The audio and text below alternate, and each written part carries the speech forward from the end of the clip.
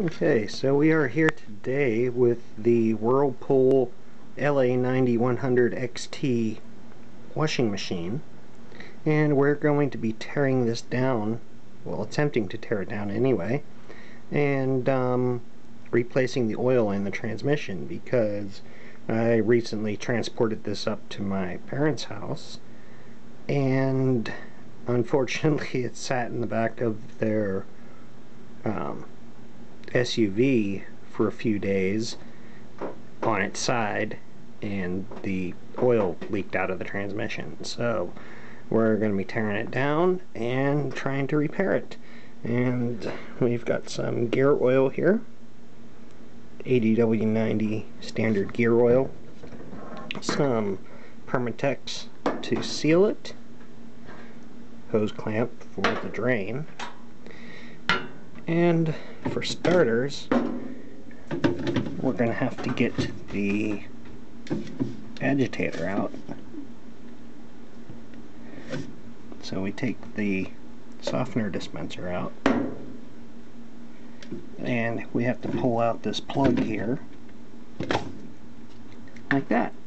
And we'll have to remove that bolt, which appears to be possibly a 1/2-inch bolt, not positive. The drive dogs on here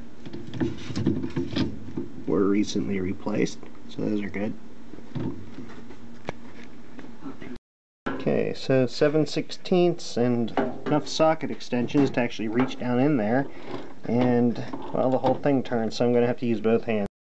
Okay, so once the bolt is loosened up, the agitator should just lift right out, like so. And now time to flip it over and see if we can get to the bottom of the transmission. Okay, so now once we've gotten the whole machine tipped on its side here, we've got to remove the bolts that actually hold the transmission in place, which are 1, 2, and 3, and that's a 1/2 inch. So I'm going to go ahead and do that. Now, of course, you're going to have to put the camera down.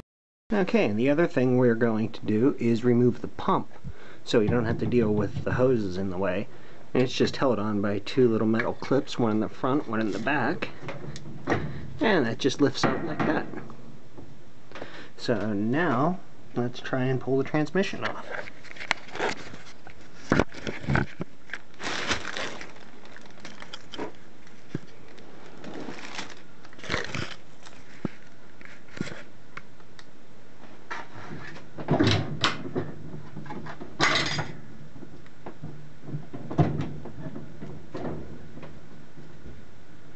Probably would have helped to unclip the wiring first, because I don't think there is enough slack to get it out the whole way.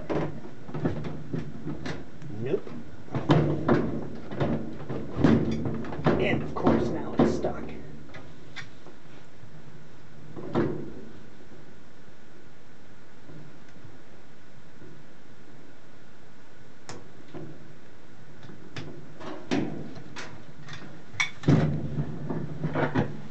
Alright.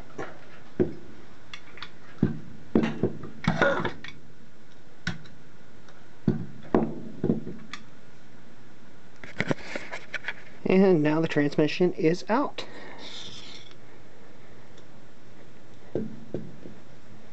There's the brake.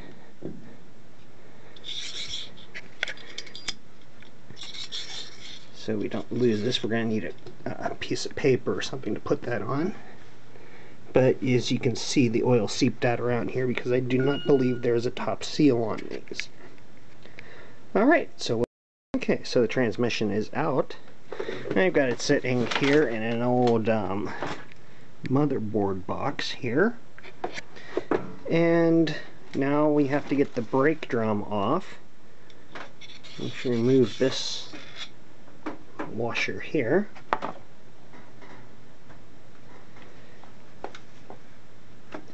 And we have to remove that snap ring,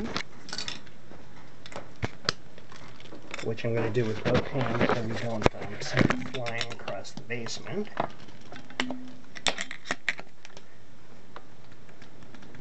is harder to get off than it looks. Now, because I was prying on the hub of the drum instead of on the actual ring itself. So that's loose enough we can grab it with pliers.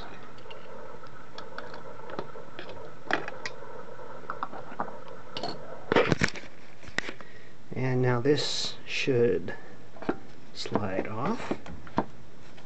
Should slide off.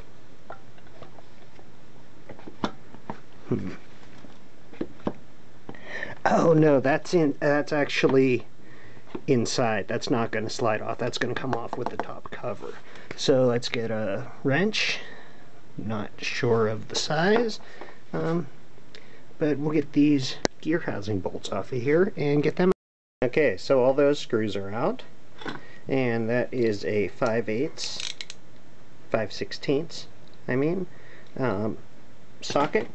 Now we have to pry the cover off, because there is no gasket on this. It's just sealer, so we have to work very carefully around the outside edge, taking care not to damage the cover. So again, going to do this with the camera off, and we'll be back once I get the cover loose. Okay, so I popped that loose, and we should be able to slide this whole assembly off.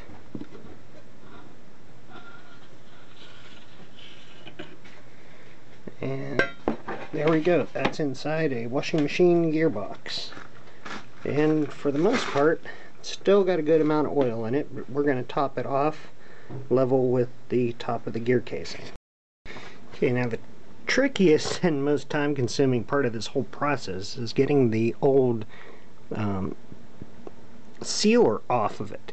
But if you get a razor blade or a knife blade or something and get it to just the right angle, pretty much peels off with no problem. Except around the screw holes, because the screw holes are not countersunk, so there's a little bit of a ridge around those, so you kind of have to work around it like that. And yeah, so I'm going to finish getting that off. This whole side's done. And I think right here is where it was leaking, because there's hardly any area there for it to seal at all. So, alright, gonna get this finished up and we'll be back. Okay, so gasket's cleaned off. Oil is filled as I can. It's not quite level, but it should be good. It's pretty much right up to the edge there. And I found the real place that it was leaking. It's got a vent hole. Whoops. So these things are not meant to be kept or tilted on their side, apparently. So anyway, time to put the Permatex on, which I've got ultra black, and we'll get it sealed back up. Okay, so just a fine bead of the Permatex around the entire unit. Not wanting to go overboard, just enough to give it a seal. This thing's not going to be under pressure or anything. And we'll just slide the cover on and bolt it back up. Okay, so now that that is bolted back on, we will put our clip ring back on here, which goes on like so, and it's slotted. It's not just a round ring, it's actually slotted so it only fits one way. That just pushes on by hand. It doesn't really snap in so much. This cup washer here holds it, which will slide back on next. And if you see, there's a little tab right there that goes inside the little slot on the retaining clip, so that can't just go free spinning. Alright, now it's time to put the thing back in. And it's just a reverse of how we took it out. Slide it in, 3 bolts, and connect the pump back up.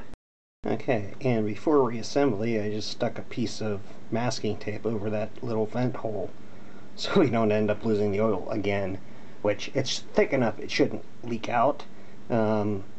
most likely due to it being hot in the vehicle that it was in, and it was tilted downwards with the bottom of the washer uphill. Probably didn't help it much. Okay, so now all that's left is to put the wires back in their little clip there, and to reattach our pump, which we just seat it back on the shaft, which hopefully has not turned, and it turned. So we have to line up the pump.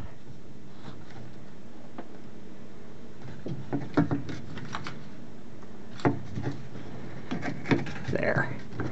And now the clip on the back just snaps on like that.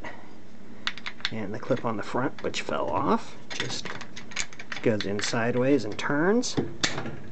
Alright. And we're done under here. We can flip the thing back over and put the agitator back on. Okay, so the agitator is installed again. Bolts nice and tight. We put our little plug back in here.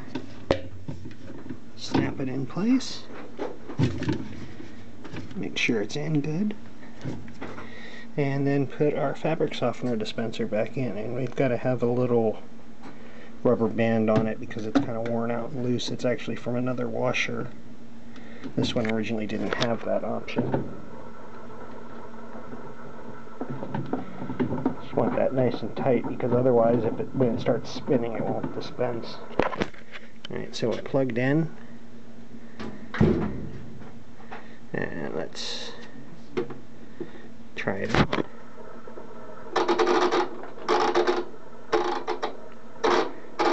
I'll just do a regular, normal 10-minute wash. And of course, water is not turned on. No, it's not on. Oh. Now that's the valve leaking. Just open it up all the way. It'll stop probably. Okay, that should be hot water. No, wait, don't open it yet. Okay, that's hot water. Yep, that's hot water. And switch to cold. And open up the cold water. And that's working. Switch it to both. It'll fill up faster.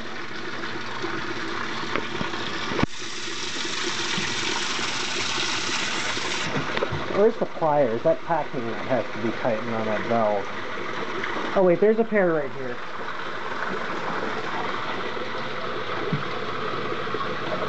Shouldn't really use pliers, but it works.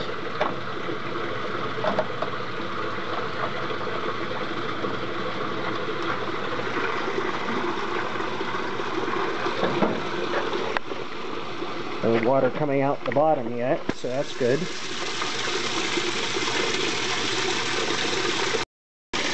It's bigger. Oh, auto wash, so they have a thing on that. Yeah, he kneeled on it. Hey, what? I was leaning on it. Oh.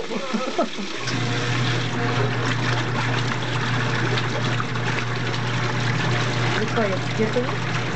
That's how it works. Once you get clothes in there, it pulls it down. Pulls them down like that. It's an agitator. It's a lot faster than your old one was. Alright, let's see if it drains, if the pump works.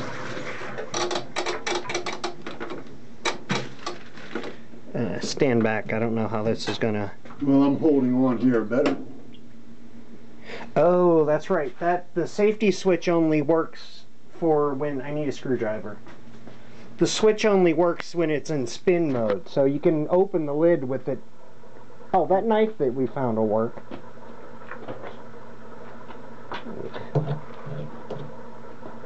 What happened to it? You got stuck or something? See, it shuts it off when it's in drain.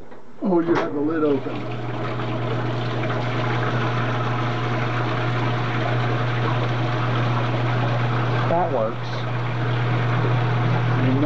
more, is there? Well, there should Not be, yet. because Even it's- if it would be, it would go right into the sump pump. Yeah, well, I don't know if that drains that way.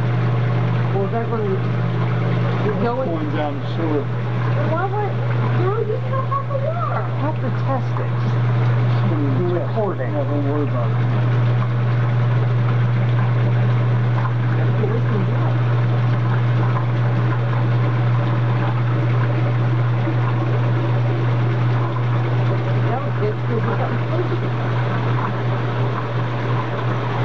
So the lid has to be shut and then it will drain And out. then for it to drain. Or you can... I mean, normally when you're washing clothes, you just have it shut all the Carries a lot time. of water. Well, it depends upon what kind of a load you're using too. If it's a smaller load, probably don't have And then as much it's- water. No. That is the smallest load. Wow.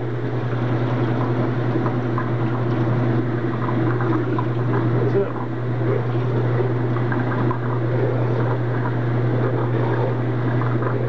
It's still pumping out. That's spitting it out. Yeah.